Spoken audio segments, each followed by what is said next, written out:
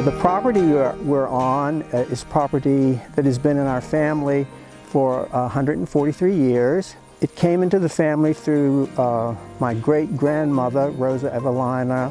She married my great-grandfather, John Douglas Scarborough. The property contains 123 acres. There's about a 2-acre pond here.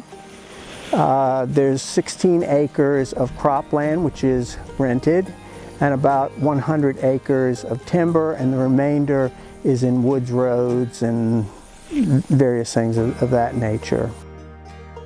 The farm had been in undivided interest for about half of the period of time since it came into the family in 1876. When I acquired the property in 2013 and finally in 2014 did the final closing, I had 3 objectives. One was to conserve the property. The second was to get it out of undivided interest, because there was a lot of grief that occurred in the early 1900s. In fact, there were 2 lawsuits to petition the property that ended in a lot of family discord.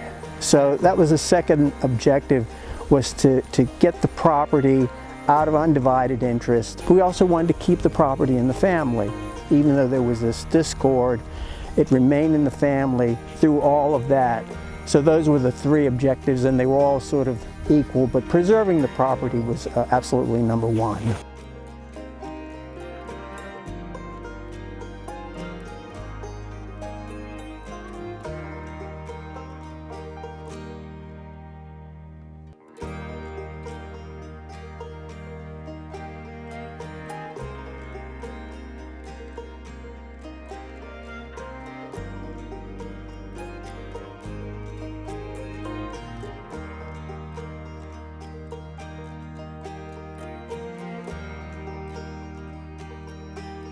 Always have a will or some instrument that you specify what's going to happen with your asset.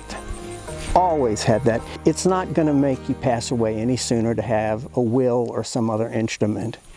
And the second thing I would say, never own property in undivided interest.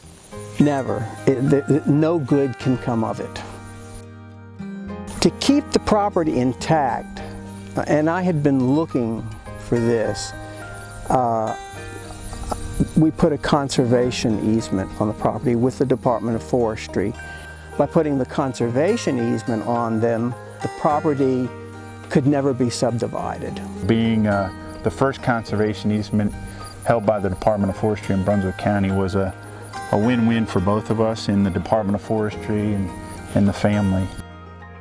And then in 2018, we applied for and were very happy to receive the Century Forest recognition that we now have. And also in 2018, the forest was certified as a certified tree farm. Charles is the fine example that finding the landowner that wants to do the great things, and we have the programs at the Department of Forestry to meet a landowner's objectives, recognition, and long-term goals.